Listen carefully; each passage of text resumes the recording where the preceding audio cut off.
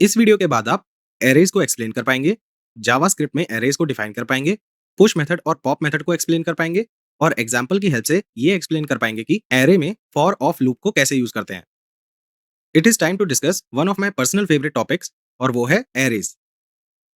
आप सोच रहे होंगे कि हमने पिछले मॉड्यूल पीएचपी में एरेज को ऑलरेडी पढ़ लिया था, तो इस बार इसमें क्या अलग है? वेल बिलीव मी, जावास्क्रिप्ट में एरेज जो स्कोप ऑफर करते हैं वो पीएचपी से बहुत डिफरेंट है।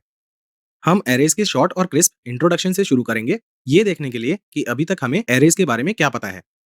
एरे एक स्पेशल टाइप का वेरिएबल होता है जो सेम टाइप की मल्टीपल वैल्यूज को स्टोर कर सकता है। पीएचपी में हमने पढ़ा था कि दो टाइप के एरेज होते हैं, एक होता है न्यूमेरिक इंडेक्स्ड एरे और दूसरा होता है एसोसिएटिव एरेज। जावास्क्रिप्ट में सिर्फ न्यूमेरिक इंडेक्स्ड एरेज होते हैं और एसोसिएटिव एरेज नहीं होते हैं।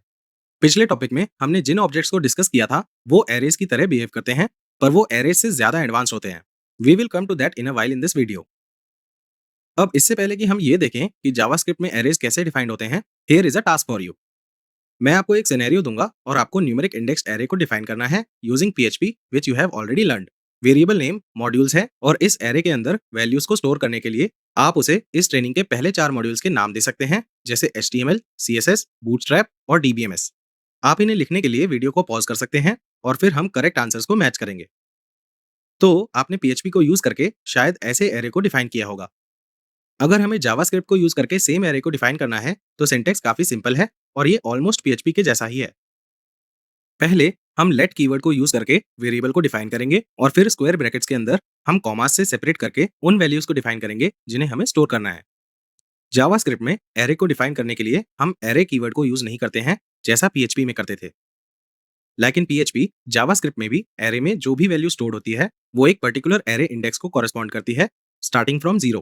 और अगर हमें किसी एरे एलिमेंट को एक्सेस करना है तो हम स्क्वायर ब्रैकेट के अंदर उसके एरे इंडेक्स को यूज करके उसे एक्सेस करेंगे लाइक दिस।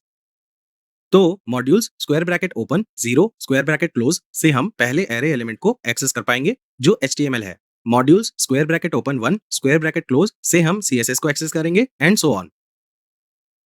ऑल्सो एरेज की हेल्प से हम किसी भी एग्जिस्टिंग एरे एलिमेंट को कन्वीनियंटली एडिट कर सकते हैं या फिर हम एरे में एक कंप्लीटली न्यू एलिमेंट भी ऐड कर सकते हैं। Now what is our new array?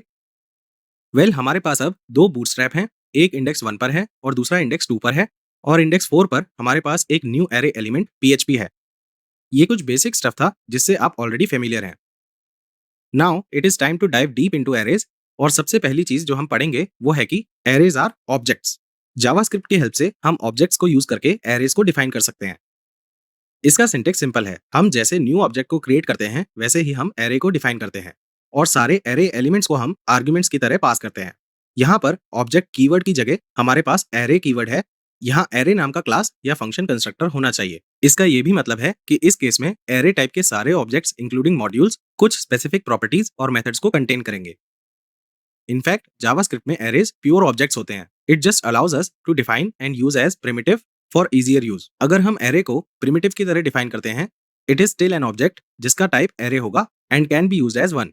Similarly अगर एरे एक ऑब्जेक्ट की तरह डिफाइन है तो हम उसके एलिमेंट्स को एज प्रिमिटिव एक्सेस कर सकते हैं using array indices. Next, JavaScript में हर एरे के दो मेथड्स होते हैं और वो हैं पुश मेथड और पॉप मेथड। इनके अलावा और भी मेथड्स होते हैं पर ये दोनों मेथड्स एरे टाइप के हर ऑब्जेक्ट में प्रेजेंट होते हैं। चलिए इन दोनों मेथड्स के रोल को एक एक करके समझते हैं। तो पुश मेथड हमें अलाउ करता है कि हम एरे के एंड पर न्यू एरे एलिमेंट को ऐड कर सकते हैं। Earlier we defined this array where we had 4 elements. अब अगर हमें इस एरे में 5th एलिमेंट PHP को ऐड करना है तो हम पुश मेथड को यूज कर सकते हैं लाइक दिस। ये PHP को एरे के 5th एलिमेंट की तरह ऐड कर देगा।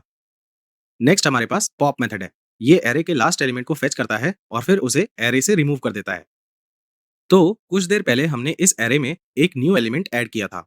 अब अगर हम इस एरे पर पॉप मेथड को यूज करते हैं तो ये पहले last array element that is PHP को फेच और सिलेक्ट करेगा और फिर एरे से इस एलिमेंट को रिमूव कर देगा। तो ये नंबर ऑफ एरे एलिमेंट्स को दोबारा 4 बना देगा। लास्टली इस वीडियो में हम एरेज में फॉर ऑफ लूप्स को देखेंगे। अगर आपको याद हो तो for of loops exclusively arrays में यूज होते हैं and it iterates through all the elements of the array. Let us have a look at an example. यहाँ पर हम मॉड्यूल्स एरे के थ्रू आइटरेट कर रहे हैं और उसके सारे एलिमेंट्स को प्रिंट कर रहे हैं। सिंटेक्स है फॉर, फिर वेरिएबल नेम ऑफ उस एरे का नाम जिसके थ्रू हमें आइटरेट करना है, जो इस केस में मॉड्यूल्स है। एरे में जितने नंबर ऑफ एलिमेंट्स होंगे ये लूप उतनी बार रन करेगा और हर आइटरेशन में वो एरे के एक एलिमेंट को पिक करेगा और हमारे यूज के लिए उसे एक वेरिएबल को असाइन करेगा। हम इस वेरिएबल को कोई भी नाम दे सकते हैं। अब इस कोड का आउटपुट क्या होगा? This is something you need to find out on your own.